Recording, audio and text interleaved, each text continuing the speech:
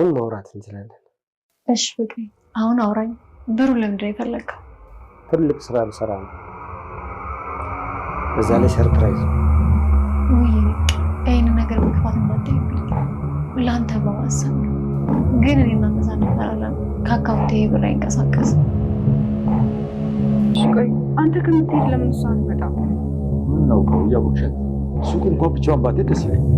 ይህ ኪሎ ሜትር አትችልም፣ ትጠፋብኛለች። አባዬ አትወደኝም አይደል? ብትወደኝማ ዛሬ ልታገዝ ነበር። እወድሻለሁ፣ ግን መሄድ አለብኝ። ውስጤ ጥሩ ስሜት እየተሰማኝ ነው። በቃ ሀሳቤን ላስቀይር ካልቻልኩኝ ነገ ግን በጠዋት እሺ? ታሽ ጨርቃ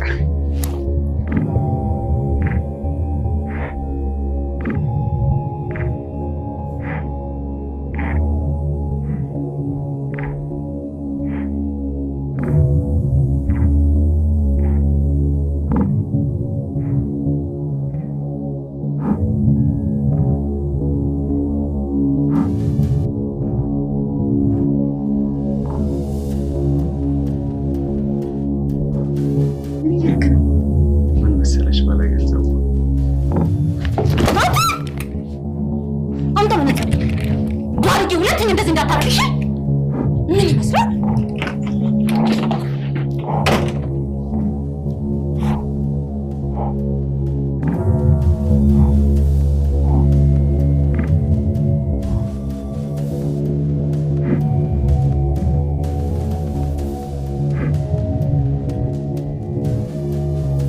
ቲና በስተመጨረሻ ማለት ነው አይነ ስውር እንዳልሆነችና እንዲሁም ደግሞ ማየት እንደምትችል ነው እንግዲህ የታየው ማለት ነው። ምክንያቱም እንግዲህ አሁን ላይ ማለት ነው ማሳካት ያለባትን ነገር እያሳካች ባለችበት ሰዓት ላይ ግን አሁን ላይ ማለት ነው ያገባችው ወይንም ደግሞ ልታገበው የነበረችው ግለሰብ ማለት ነው የአካውንትሽን ብር ወደ እኔ ማድረግ አለብሽ፣ ምክንያቱም በጣም ደስ የሚል ተለቅ ባለመልኩ ስራ ልጀምር ነው። ስለዚህ ይህ ደግሞ ምን አይነት ስራ እንደሆነ ደግሞ ሳፕራይዝ ነው የማደርገ። ስለዚህ አሁን ላይ ግን ገንዘቡን ወደ አካውንቴ እንድታደርጌ እፈልጋለሁ በማለት እንግዲህ ጠይቋት ነበረ።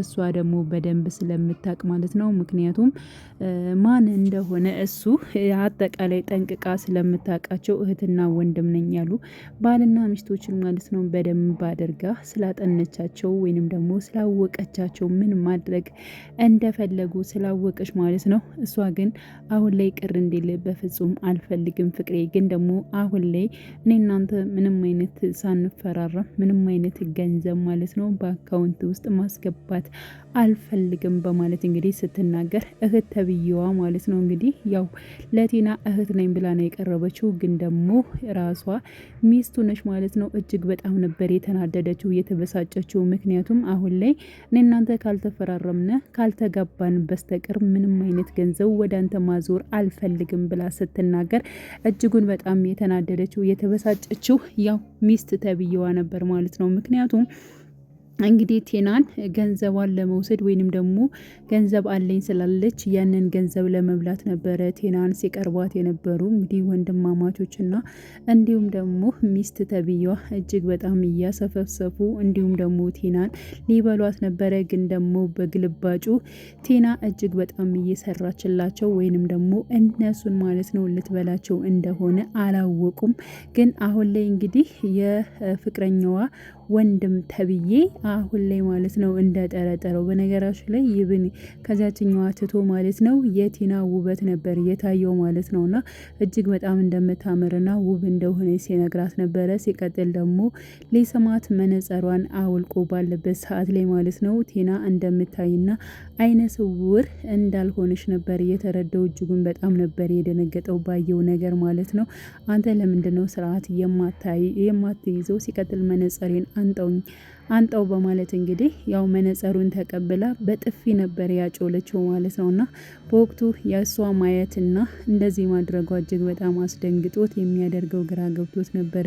ድንዝዝ ብሎ ነበር የቀረው ማለት ነው። ምክንያቱም አይነ ስውር እንደሆነች ነው የሚያውቁት እና አይነ ስውር ሆና እንደሆነች ስለሆነ የሚያውቀው እንዴት ልታይ ቻለ፣ እንዴት እንደዚህ አይነት ነገሮች ሊፈጠር ቻለ የሚለው ነገር እሷን እየሸወዷት ባለበት ታይም ላይ ማለት ነው። እሷ ግን ደግማ እነሱን እየሸወደቻቸው ይገኛሉ ማለት ነው።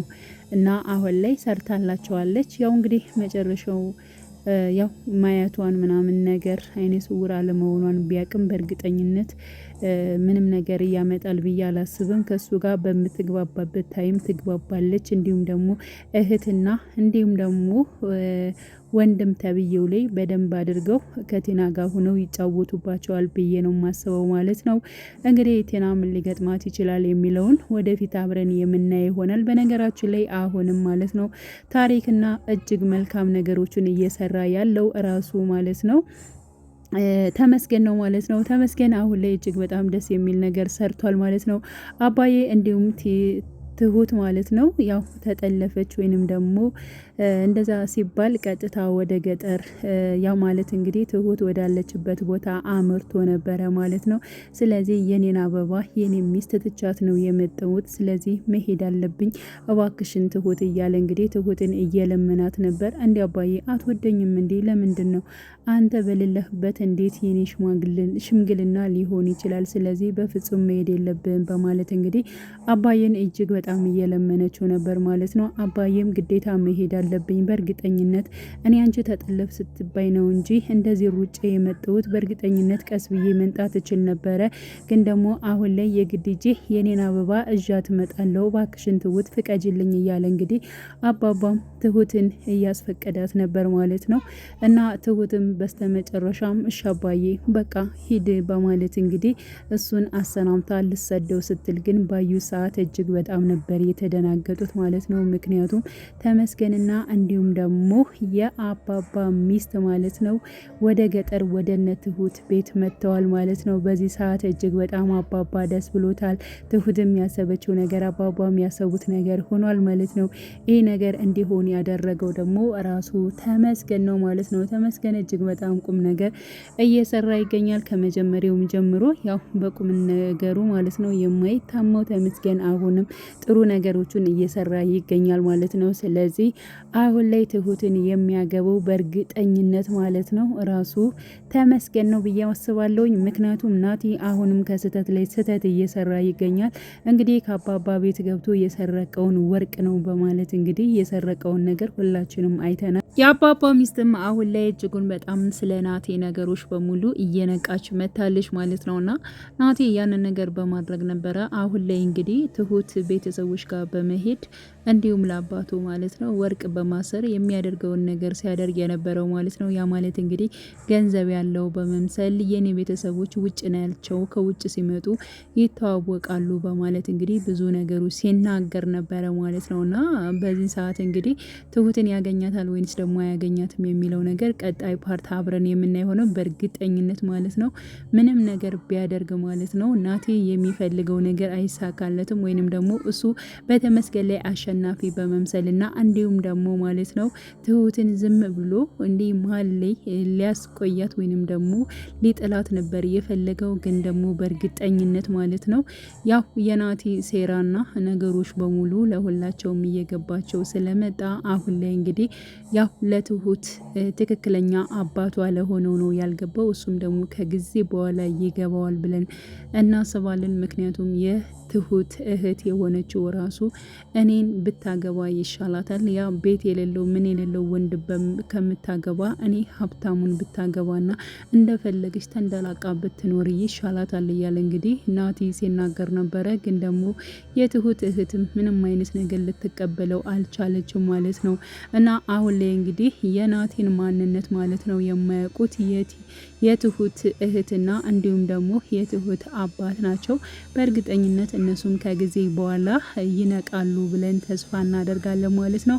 እንግዲህ አሁን ላይ አባባና የአባባ ሚስት አጠቃላይ ማለት ነው ሁለታቸው ከትሁት ቤተሰቦች ጋር ሄደዋል። አባባም እንግዲህ ያሰበው እቅዱ በሙሉ ተሳክቶለታል። ምክንያቱም የኔ አበባ እዚያ ጋር ትቻት መንጣት አልነበረብኝም፣ እንኳን እዚህ ሀገር ለመንጣት አይደለም ሱቅ ብቻዋን እንኳን እንድትሄድ አልፈቅድላትም፣ ምንም ነገር እኮ አታውቅም የኔ ጨረቃ እያለ እንግዲህ ስለሚስቱ ሲናገር ነበር። አሁን ላይ ደግሞ ተመስገንም ማለት ነው የሚያስደስተውን ነገር አድርጎለታል።